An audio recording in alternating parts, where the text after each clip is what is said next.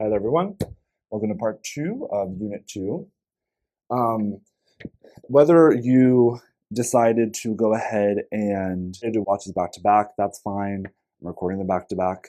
Or if you decided to pause, do the Kate's reading and come back, whatever. As long as you've read the Kate's reading by the time you're in this lecture, that is what I think is preferable. But as you remember last time, we were talking about what should I do with sweatshops. This is a question that can impact us as a consumer. So what should I do as a consumer? Should I consume from these sweatshops? What should I do as a person who might own a business? Should I allow my business to use these sweatshops for labor to build whatever product I'm selling? That's sort of the tension here. And we looked at 3 authors from 2 sources, Christoph and Wu Dun in the New York Times article, who said it is actually to the benefit of people from Southeast and East Asia who are working in these sweatshops that we continue to allow and actually buy more from these sweatshops so that these economies can grow, because there's a win-win scenario that happens when these sweatshops pop up. Powell says something similar. Powell is saying something like, the people who are working in these sweatshops choose to do so. And the fact that they choose to do so tells us both something about how we should act, which is we should permit them to act to their own autonomy. Powell also says something like, it reveals that although we may intuit that setup is wrong or not preferable, we might actually be wrong in our intuition. Now we turn to Michael Cates, who is a philosopher, a business ethicist out of Georgetown University. Cates argues in this paper, The Ethics of Sweatshops and the Limits of Choice, against what I called the choice argument. Remember that the choice argument is not limited to Benjamin Powell. I don't even know that Cates has read Powell or has watched Powell as we did. So let's write that back out. The choice argument.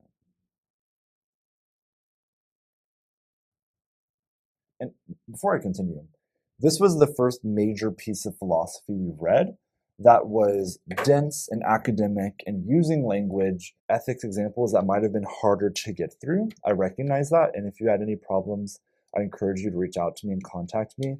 But that being said, I think because we have actually already talked about so much of the argument that Kate is addressing here, and I've already introduced these concepts of what reasoning is, what are premises, what are arguments, what are we doing when we do these things, how do we know if an argument is valid or sound.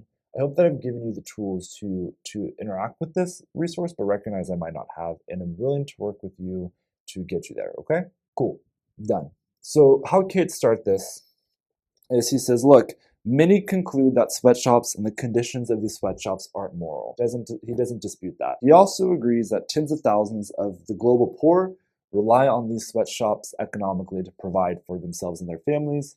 He doesn't dispute that. He's saying, though, that the defenders of the choice argument, although don't love these conditions, he uses the words praiseworthy or desirable, that it is the better of two evils, so to say, that it is better than other available options. It is wrong to take away this option. This argument, and I see it's going off the screen a little, but work with me here. This is like, geez, a summary of what he says here. First premise, he says, is sweatshop workers choose to work in the sweatshops. That's one. They choose to work there. Premise 2 is the fact that they choose to work there is strong evidence that they believe that working in sweatshops is their best available option. The choice to work there demonstrates, according to this argument, that it's their best option. 3, the fact they believe that working in sweatshops is their best available option is strong evidence that we will harm sweatshop workers by taking that option away. Because it's the best option, the removal of sweatshops is harmful. By the same token, the fact that sweatshop workers choose to work in sweatshops is strong evidence that we will violate their autonomy by taking that away. This is a new change in the argument that we still touched on through Powell, but he is saying explicitly here, saying, look, autonomy, if you care about people's autonomy, it demands that we respect their choice. And then premise 5 is, it is wrong to harm people and or violate their autonomy. Autonomy good. Therefore, yay sweatshops. That is what's going on here. Autonomy good. He also says harm bad. So remember, removal is harmful. So autonomy good That demands us respecting their choice. Harm bad, removal would harm them. Therefore, sweatshops are justified under the choice argument. Okay? Then he sort of says some philosophical stuff. He says, my yellow and green are quite similar. These are questions about preference. These are questions about autonomy. This is all to say, when you consider preference and autonomy of workers, all of that leads up to this conclusion that we should permit sweatshops. Kate is going to say,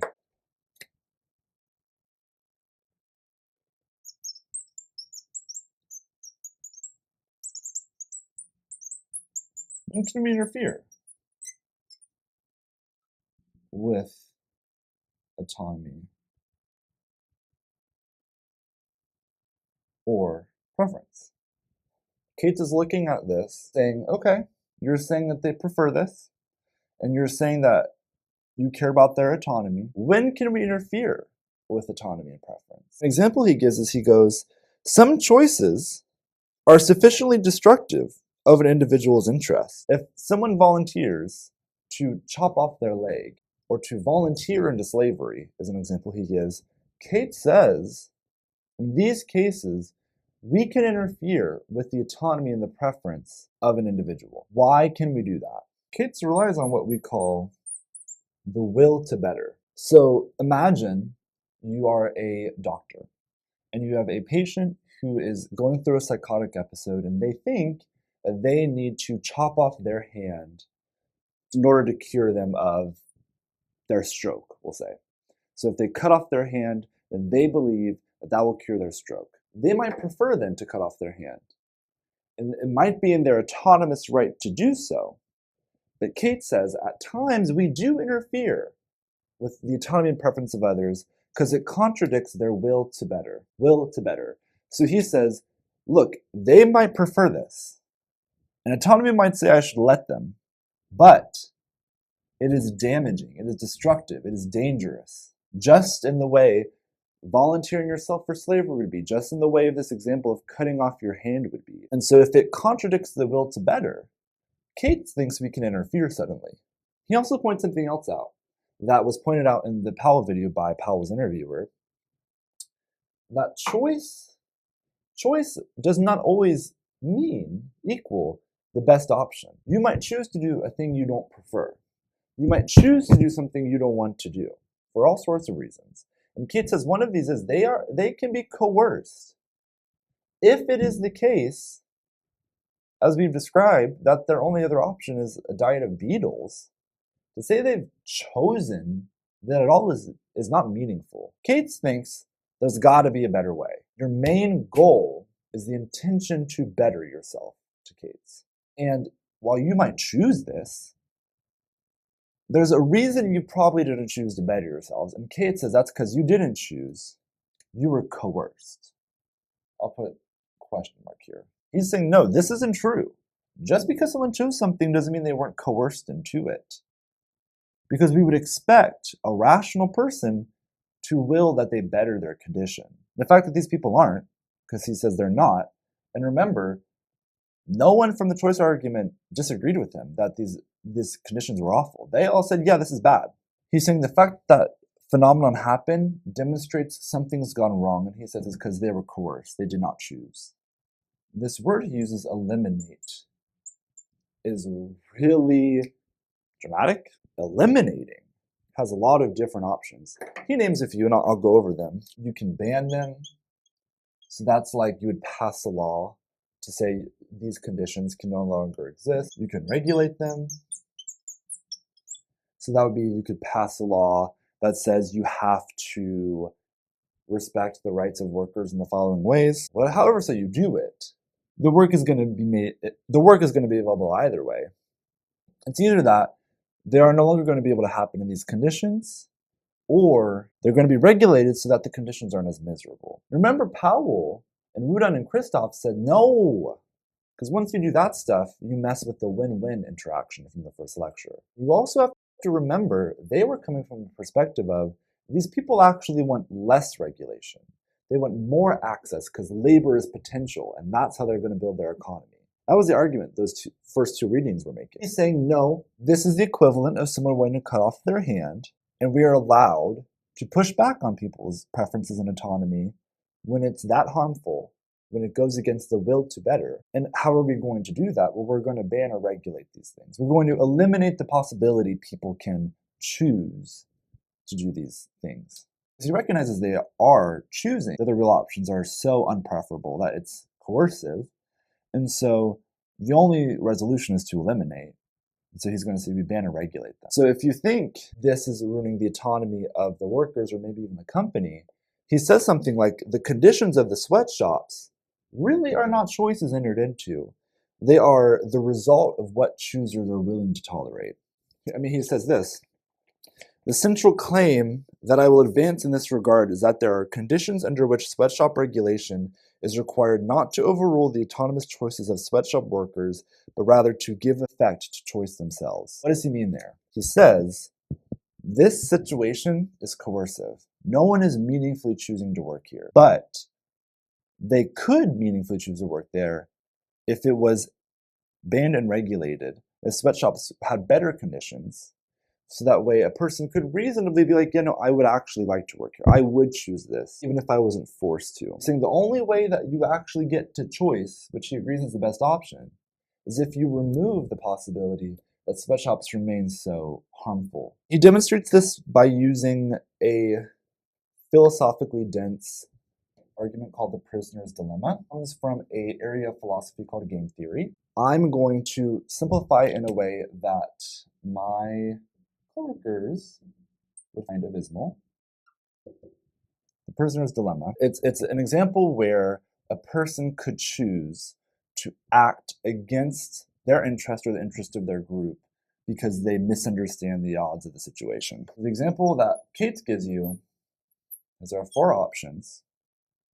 Someone could choose to work 9 hours or 10 hours, and another person can choose 9 hours or 10 hours. It is in their best interest to work the least, we'll say. Both choose to work the least, they both win. But if this person chooses to work 9, and this person chooses to work 10, this person wins. This person will get fired, and this person will keep their job. Or this person makes less money, this person makes more money, or this person gets paid 1 more hour. But this person wins, so to say. This person works 9 hours, this person works 10, they win. And you know what? Both of them know that. So what actually happens? They both work 10. Even though it is in both of their mutual goal that they both just work 9. They will continue to both work 10, because if they know the other person will work 10 and they work 9, they lose. And vice versa. They know if that person chooses to work 9 and you choose to work 10, you win. So the prisoner's dilemma basically says both people have to choose together to lose so that both can win. Does that make sense? Now, Kate says, I don't think that this can happen in a workplace, really, because what happens? Everyone gets fired. So what do we have to do? We have to legally intervene again. How do we do that? We ban, we regulate. We could force everyone. When you legally intervene, what you do, effectively, if everyone has to work 9 hours, you can eliminate the dilemma. Everyone has to work 9, everyone wins. This is what everyone would prefer. This is exploitation. You know you will lose if you ask for your preference, if you ask for what you really choose. That's exploitation. But if by autonomy you mean the ability to choose, then what you refer to is everyone winning. He's making an argument that that's just what the word means. You could say, I don't think that's what that word means. You could say, I think you're using it badly. You could say whatever you want. But that's what he's saying, basically, when he says desires, goals, and projects that are expressive of their authentic self or will. The real choice is there. Allowing it to continue as it is just exploitation by another name. And that's it. I mean, you could agree with him or you can disagree with him. You could say that you don't feel like you can make that decision as someone who's not there. You could say, I disagree with all of this for some different reason. Maybe you believe We have an obligation to create things here. You could say all kinds of things, but understand that that's the argument and that's the prisoner's dilemma and what he thinks choice and exploitation really are.